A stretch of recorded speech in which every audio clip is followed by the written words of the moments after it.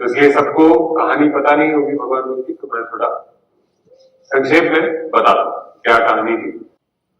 भगवान बुद्ध, जैसे मैं बता रहा था, नेपाल में, आज के नेपाल में जो लुम्बिनी एरिया है, वहां पे पैदा हुए थे। तो एक रॉयल सी फैमिली में पैदा हुए थे। ऐसे बहुत बड़े महाराजा नहीं, पर वहां के लोकल थोड़े ठीक ठाक साइज के जो राजा थे, उनके यहाँ पर पैदा हुए थे।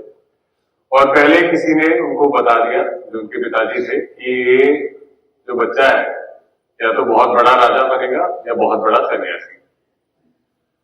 तो अब इनके पिताजी नहीं चाहते थे कि ये सन्यासी बने, तो उन्होंने कहा एक काम करते हैं, उनको महल के बाद बाहर जाने नहीं देंगे और महल में सारे टाइम खुशियों में व्यस्त रखेंगे। कुछ ना कुछ उनको खाना हो, कुछ रंगारंग कार्यक्रम हो, जो भी है, सारे टाइम बस मजा ही मजा होना चाहिए, कहीं इसके बाहर देखने का बिल्कुल मन ही नहीं करना चाहिए। तो ऐसा हुआ, इसी टाइप से जी रहे थे। फिर किसी बहाने एक बार बाहर निकले वो, खुद वहां पे भी धीरे धीरे समय के साथ वो बोर हो रहे थे कि यहाँ पे क्या हो रहा है, जो चीजें हो रही थी महल में उसमें उसका उतना मजा आ नहीं रहा। उन्होंने सोचा बाहर जाकर देखा जाए क्या हो। बाहर गए तो पहली बार उन्होंने देखा एक बीमार व्यक्ति, एक तड़पता हुआ व्यक्ति, एक बहुत ही बूढ़ा व्यक्ति, एक मरता हुआ व्यक्ति, ये सब देखा। और उन्हें समझ में आया कि हर किसी के जीवन में ये सब होने वाला, बीमारी आएगी, चोटें लगेंगी, उम्र बढ़ेगी, उम्र के साथ थोड़ा थोड़ा शरीर भी साथ छोड़ेगा और एक दिन मृत्यु भी होगी। सबके जीवन में ये चीजें हैं।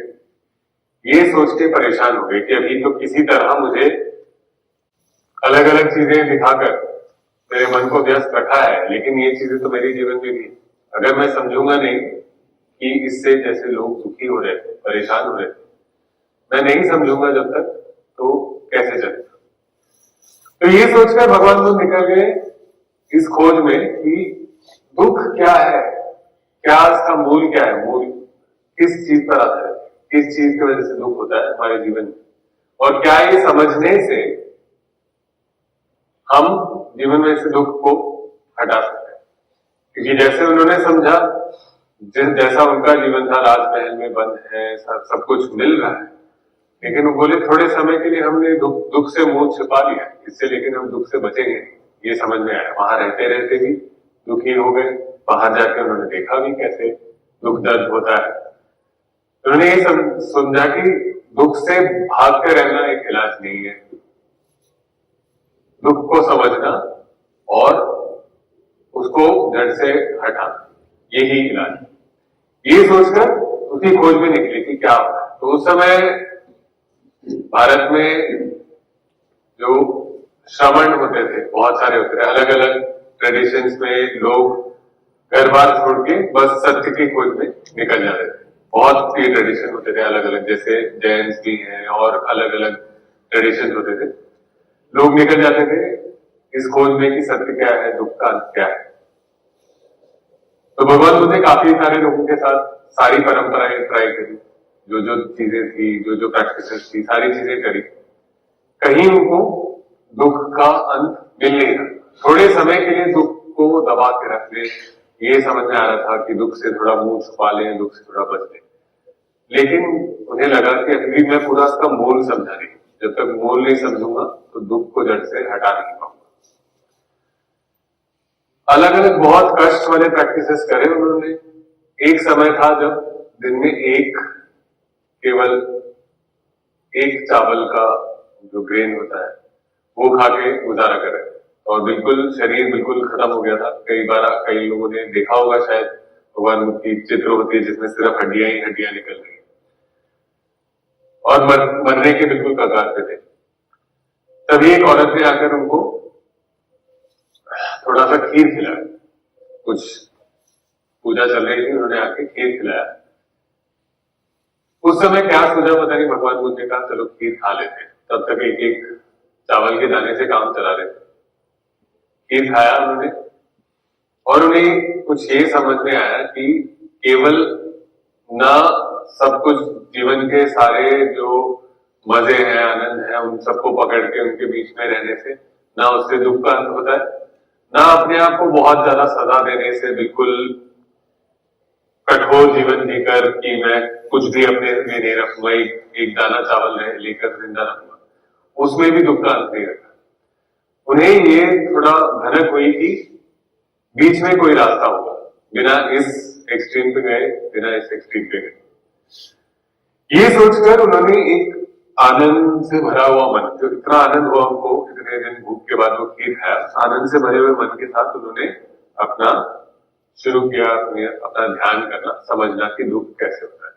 और तभी उनका जो बोधि मिली, उनको अवेकनिंग जो कहते हैं, वो उनको मोक्ष प्राप्त हुआ जो, तो वो उस समय उनको हुआ। तो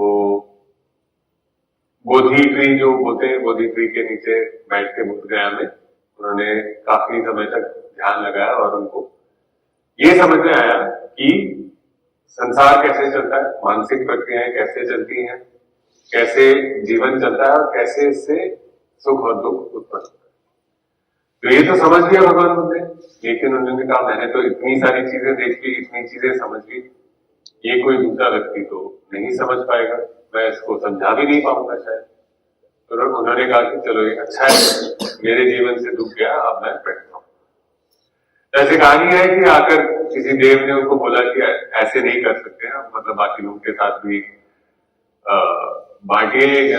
तो भगवान बुद्ध ने काफी दिन करी तपस्या और फिर उन्होंने कहा ठीक है, कुछ लोगों के साथ तो मैं जरूर ये ज्ञान बांट सकता हूँ, जिनकी आंखों में थोड़ी कम धूल है, जो सीखना चाहते हैं, अपने जीवन को सुधारना चाहते हैं।